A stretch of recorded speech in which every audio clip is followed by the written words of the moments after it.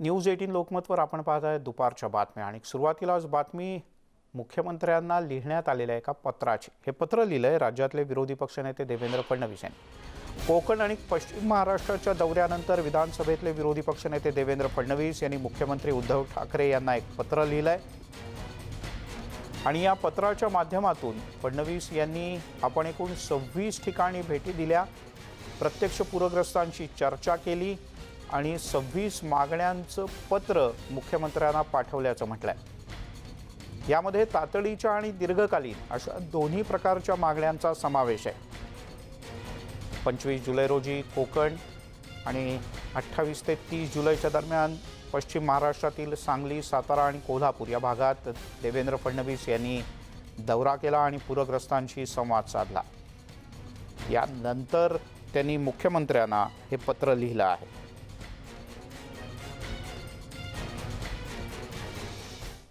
पुनर्वसनाचे काही प्रश्न आहेत त्याची विनंती मी केलेली आहे आणि विशेषतः लॉंग टर्म म्हणजे आज आपण बघतोय की दरवर्षी हे पाऊस आणि हे पाणी त्या ठिकाणी साठतं आहे आणि यावेळी तर तेवढा पाऊसही आला नाही। मी काल तसं स्टॅटिस्टिक्स देखील दिलं होतं आणि तरी पाणी साठलं आणि लोकांचं नुकसान झालं।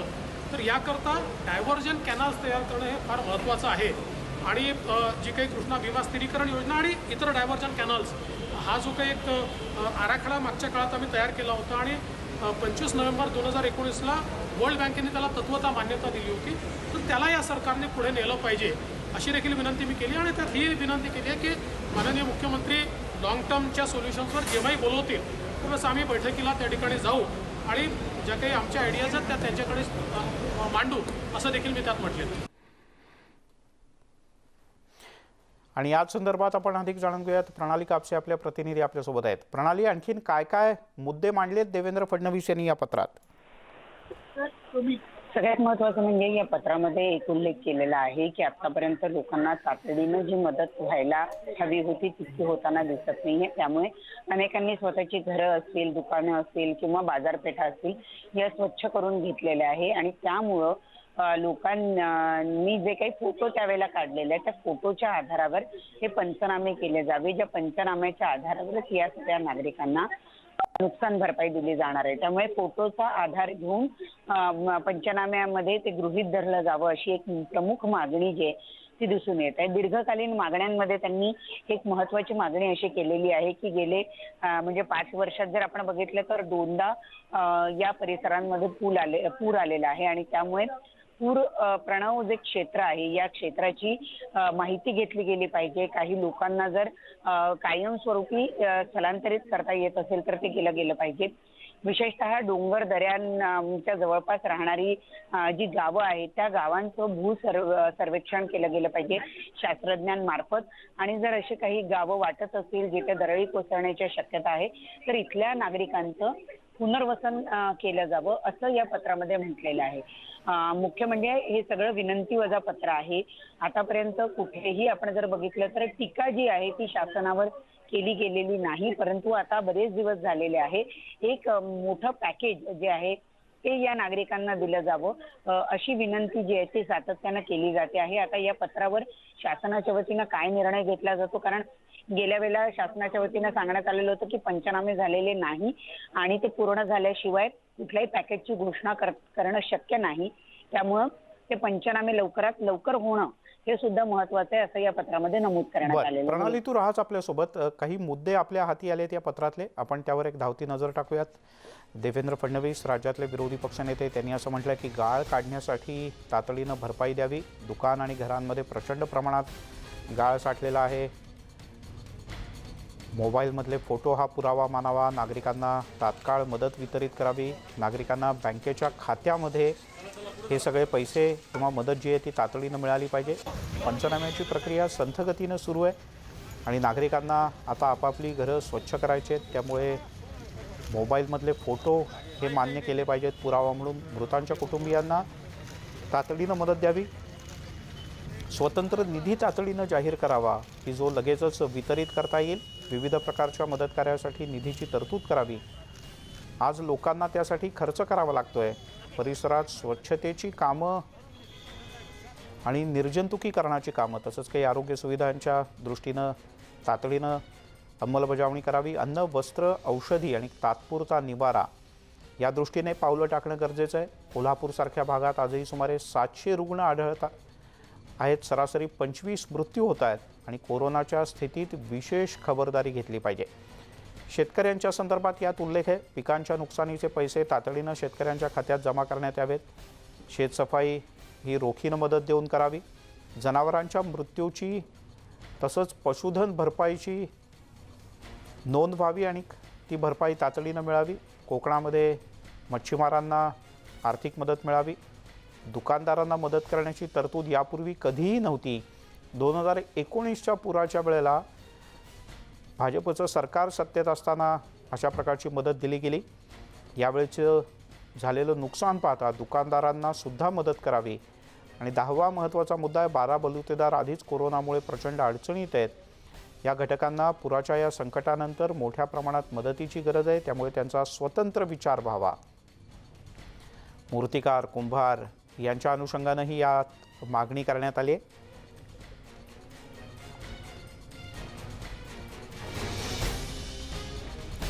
शेतकऱ्यांच्या तसंच सर्वसामान्य लोकांच्या वीज बिलांच्या संदर्भात उल्लेख आहे. प्रामुख्यानं शेतकऱ्यांची वीज बिलं माफ करावीत अशी मागणी देवेंद्र फडणवीस यांनी केली आहे.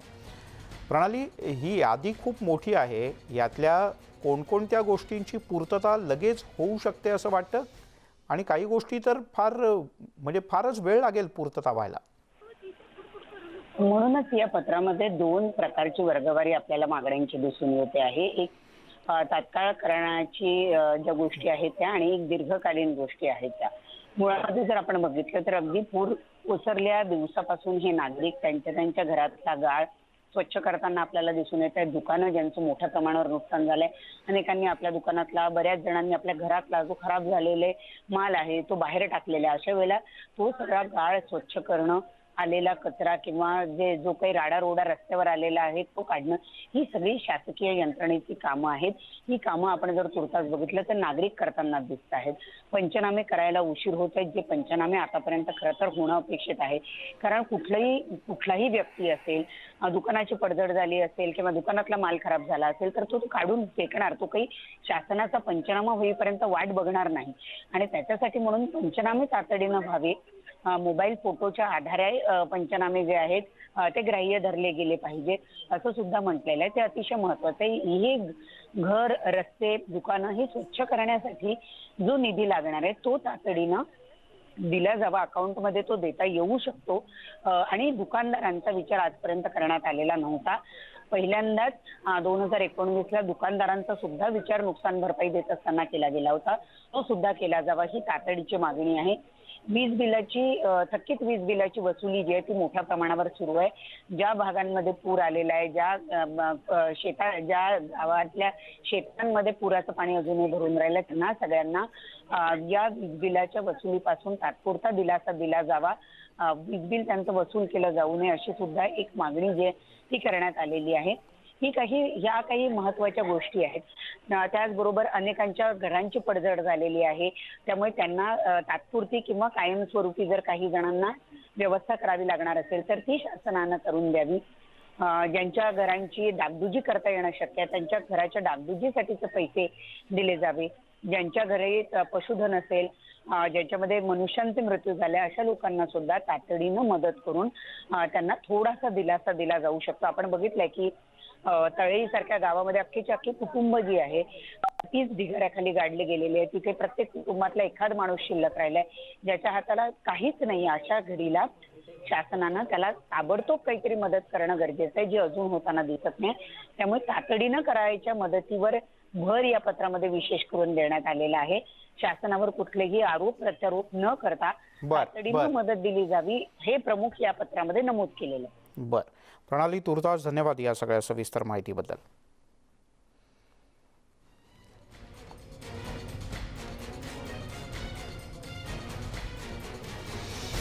त्यामुळे धोकादायक गावांचं मॅपिंग करणं, दरड ज्या ठिकाणी कोसळले किंवा संभाव्य शक्यता आहे दरड कोसळण्याचे, या ठिकाणच्या गावांचं नीट सर्वेक्षण करून त्यांचंसुद्धा दीर्घकालीन पुनर्वसन करण्याच्या दृष्टीनं काही योजना आखणं, या सगळ्या महत्त्वाच्या गोष्टींचा उल्लेख या पत्रात करण्यात आला आहे.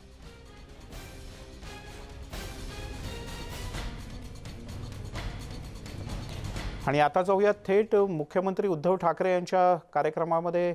घाटकोपरच्या इथल्या एका उड्डाणपुलाचं उद्घाटन हे उद्धव ठाकरे यांच्या हस्ते होत आहे.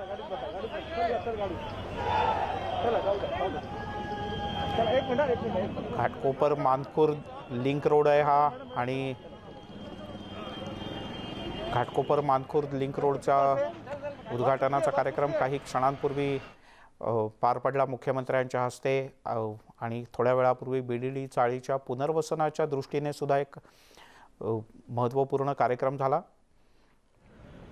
या कार्यक्रमालाही मुख्यमंत्र्यांच्या सोबतच राष्ट्रवादी काँग्रेसचे अध्यक्ष शरद पवार हे सुद्धा उपस्थित होते.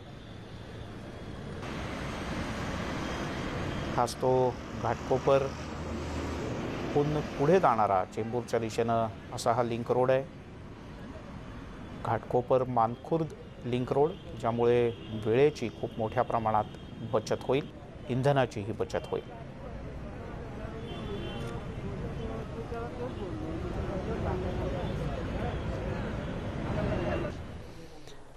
भाजपचे आमदार प्रसाद लाड यांच्या वक्तव्यानं नवीन वाद निर्माण झालाय. वेळ आली तर शिवसेना भवन फोडू अशा प्रकारचं वक्तव्य त्यांनी केलं होतं, आणि यामुळे शिवसेना भाजपमधला तणाव वाढला. या वक्तव्यावरून लगेचच प्रसाद लाड यांनी युटर्न जरी घेतला असला तरी लाड यांच्या वक्तव्याचे तीव्र पडसाद अजूनही उमटतात. किल्ले फक्त छत्रपती शिवाजी महाराजांचेच आहेत, बाकी शिवसेनेचे बालेकिल्ले आम्ही पाडून टाकू, असं लाड म्हणाले होते.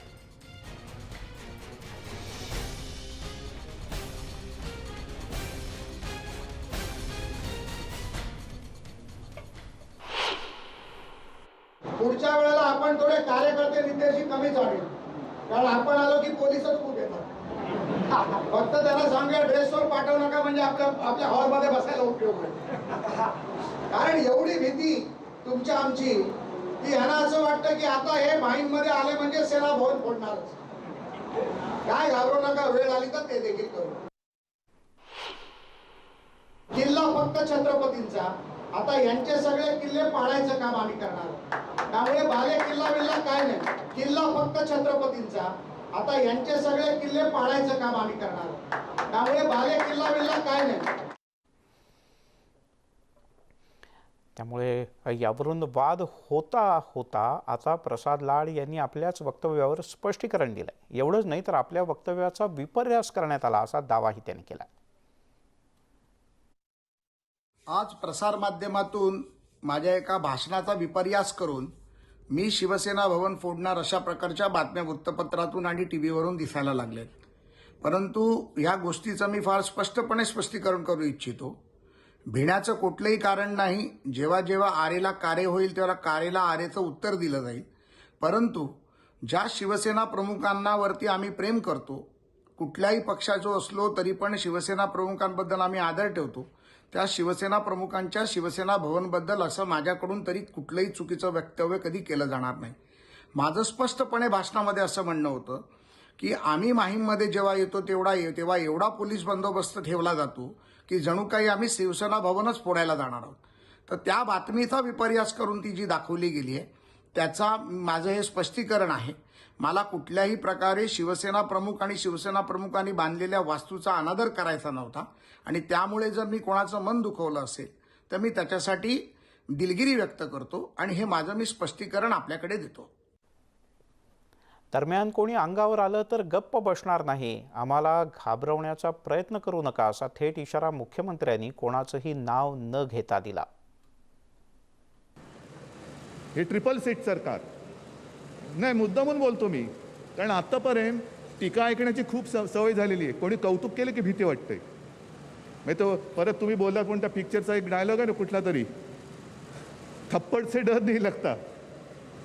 तर ह्या अशा थपडा देत आणि घेत आणि देत, जेवढ्या खाल्ल्या त्याच्यापेक्षा जास्त दामदुपटीने दिलेल्या पण आहेत, आणि याच्या पुढे सुद्धा देऊ.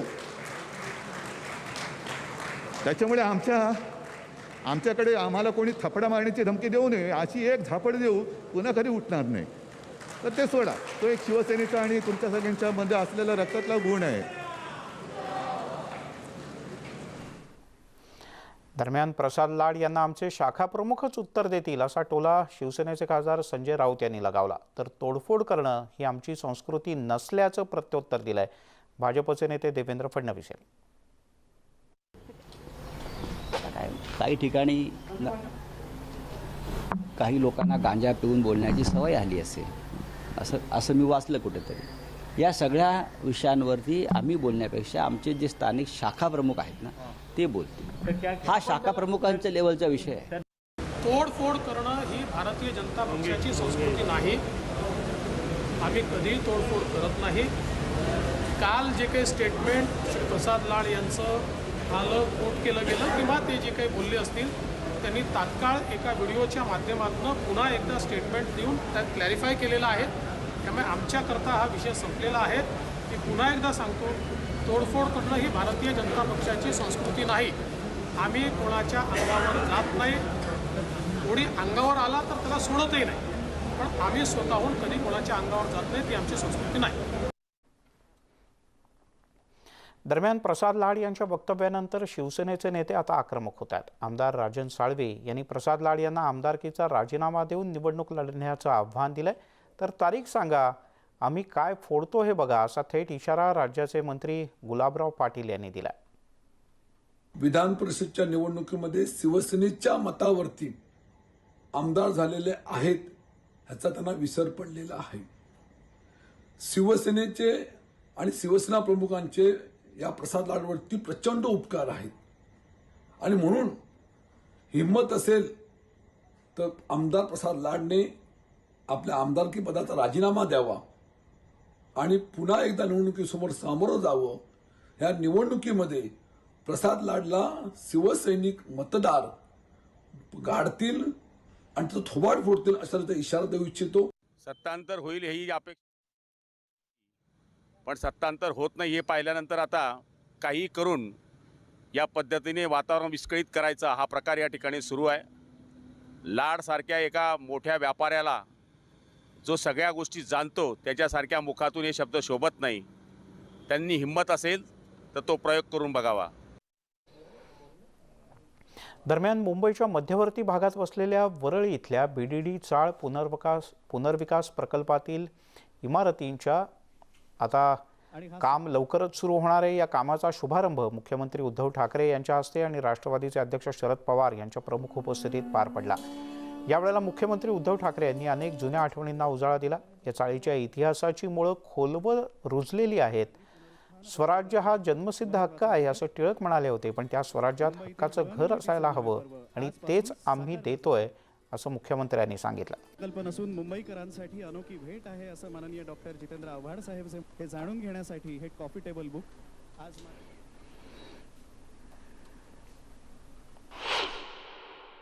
मुंबईनी मराठी माणसांनी मुंबई मिळवण्यासाठी सांडलेलं आहे ते वाया जाऊ देऊ नका. जे हुतात्मे या चाळींनी दिले त्यांची एक आठवण ठेवा आणि स्वतःचं एक चांगलं घर झाल्यानंतर मात्र जसा मी आजपर्यंत राहिलो, माझ्या आजोबांपासून राहिलो, अगदी आजोबा पोलीस होते, वडील पोलीस होते, माझा नवरा पोलीस आहे, ही जी काय पिढ्यानपिढ्या जी काय तुमची परंपरा आहे ती परंपरा तुटू देऊ नका आणि स्वतःची हक्काची घरं झाल्यानंतर मग मात्र कोणत्याही मोहाला बळी न पडता मराठीपण आणि आपली पाळं मुळं त्या मुळाला धक्का लावू देऊ नका एवढीच नम्र विनंती करतो. जितेंद्र आव्हाडांनी सांगितलं की त्यांची खुली होती वडिलांची आजोबांची, विकली आणि तिकडं ठाण्याला गेले. ठीक आहे, ते ठाण्याला तेच गेले, पण या सगळ्या इमारतीमध्ये तुम्हाला अतिशय चांगली जागा देतात मुख्यमंत्री.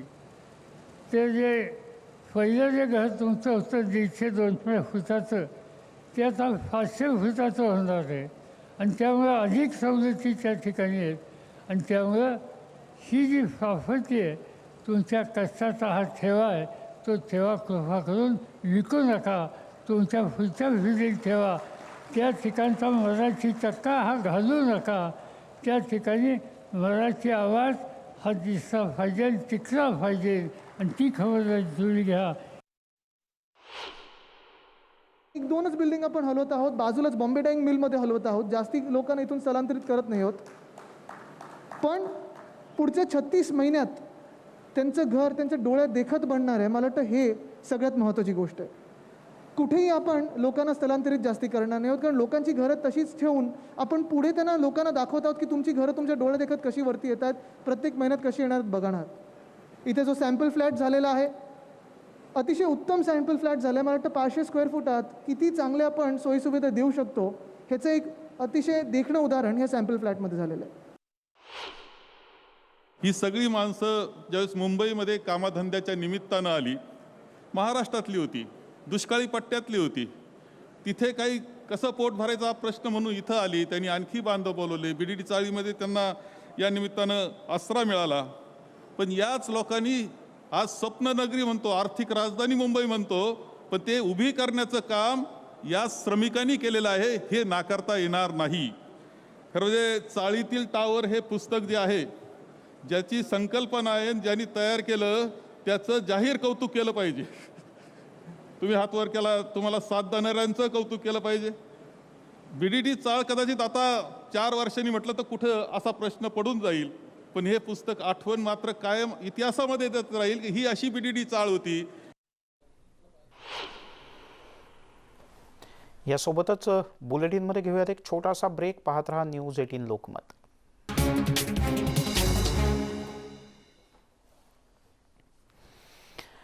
आपण पाहताय न्यूज 18 लोकमत. रत्नागिरी जिल्ह्यातल्या खेडमधली पूरपरिस्थिती ओसरून 8 दिवस झाले, पण अजूनही खेड शहरातल्या काही भागात गाळाचं साम्राज्य पसरलंय.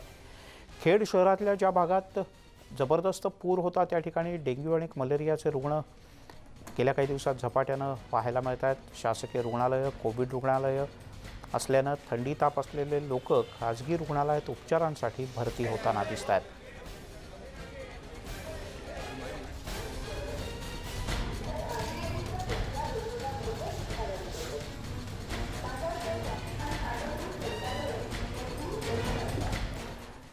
या महापुराच्या धक्क्यातून महाडवासी अद्याप सावरलेले नाहीत. महाडमधली परिस्थिती गंभीर आहे. सर्वत्र कचऱ्याचे ढीग आहेत, दुर्गंधी पसरले. अशा कठीण परिस्थितीत जगायचं कसं असा प्रश्न अनेकांना पडलाय. या परिस्थितीचा आढावा घेतला आमचे प्रतिनिधी शिवाजी गोरे यांनी. महापूर येऊन 10 दिवस होऊन गेले. पूर ओसरला, परंतु या महाड शहरामधली परिस्थिती अजूनही पूर्वपदावर आलेली नाही. शहरामध्ये संपूर्णपणे कचऱ्याचे ढीग आपल्याला पाहायला मिळत आहेत. शहरात सर्वच भागामध्ये आता दुर्गंधी पसरलेली आहे, त्यामुळे लोकांच्या आरोग्याचा गंभीर प्रश्न निर्माण झालेला आहे.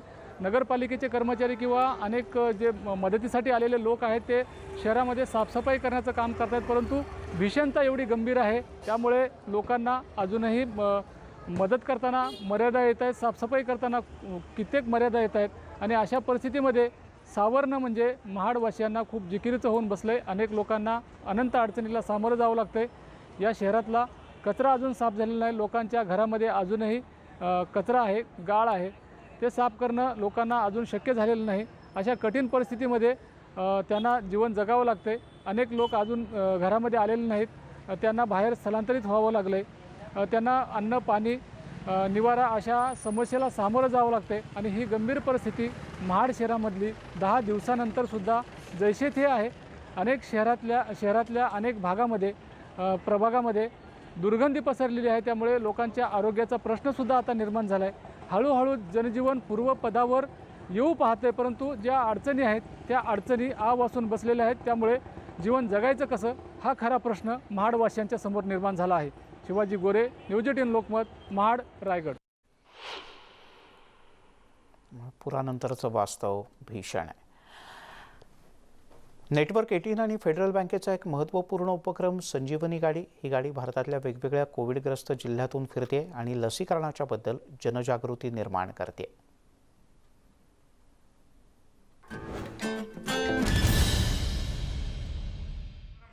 ही आपण पुढे घेऊन चाललेलो हेच नेतोय.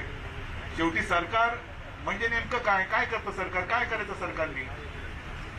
जी लोक आपल्यावरती विश्वास ठेवून आपल्याला कामकाज करण्याची संधी देतात, आशीर्वाद देतात, त्याच संधीसाठी तर आपण त्यांच्याकडे हात पसरत असतो. आणि ती त्यांनी संधी दिल्यानंतर जर आपण त्यांच्याकडे दुर्लक्ष करणार असू तर मग आपल्यासारखा निर्लज्ज हा आपल्यालाच म्हणावं लागेल. पण मला एका गोष्टीचं समाधान आहे की आम्ही त्या मुलातले नाही, निर्लज्ज या वर्गातले नाहीत. आजपर्यंत जी वचनं जनतेला दिली ती पाळत आलो आणि याच्या पुढे सुद्धा पाळणार आहोत. आज हा ब्रिज त्याचं लोकार्पण करत असताना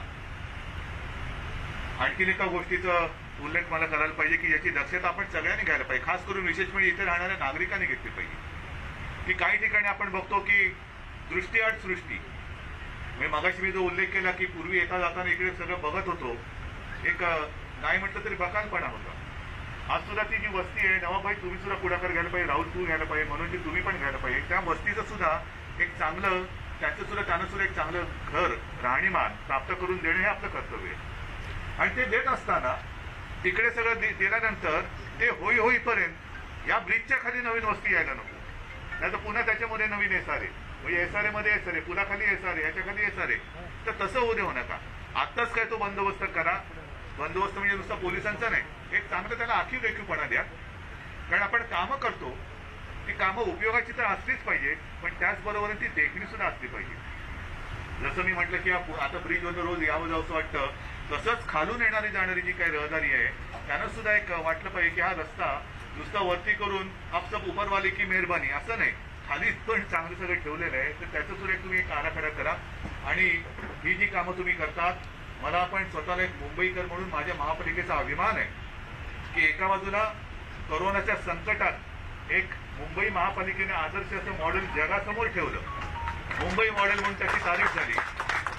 लोक माझं कौतुक करतात, माझं काही नाहीये. हे श्रेय जे आहे हे सगळं आपल्या प्रशासनाचं आहे, आयुक्तांचं आहे, त्यांचे सहआयुक्त आणि तुम्ही सगळं लोकप्रतिनिधी आणि जनतेचं आहे. तुम्ही जर का सहकार्य केलं नसतं आणि करणार नसाल तर कोणतेही यश आपल्याला मिळू शकणार नाही. म्हणून हे जे काय आपलं ज्याला आपण अचिव्हमेंट म्हणतो, ही तुमच्या सगळ्या मेहनतीचं एक फळ आहे. तर एका बाजूला ह्या कोरोनाचं संकट आपण तोंड देत असताना विकास कामाची गती थोडीशी जरी मंदावली होती तर ती आता तुम्ही पुन्हा तिच्यात जोर धरलेला आहे. हा उड्डाणपूल करतो आहोत, आपला कोस्टल रोड वेगात पूर्ण होतो आहे.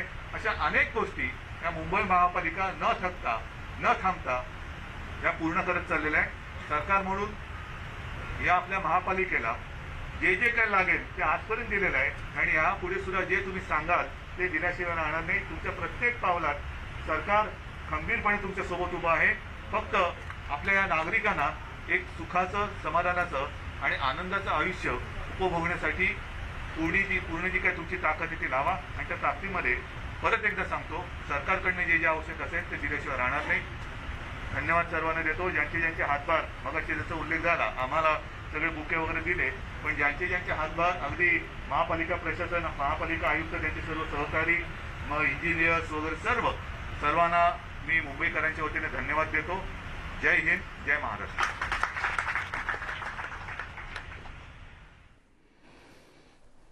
आज मुख्यमंत्र्यांच्या हस्ते आणखीन एक उड्डाणपुलाची सुरुवात होते, लोकार्पण होत आहे. तो आहे घाटकोपर मानखुर्दच्या दरम्यानचा. आणि याचं उद्घाटन केल्यानंतर मुख्यमंत्र्यांनी उल्लेख केला की पडद्यामागे काम करणाऱ्या प्रशासनाचेही त्यांनी आभार मानले. आणि विकासात प्रत्येकाचा सहभाग पाहिजे, केवळ काही ठिकाणांचा विकास नाही तर प्रत्येक गोष्टीचा विकास झाला पाहिजे, याचाही उल्लेख त्यांनी केला.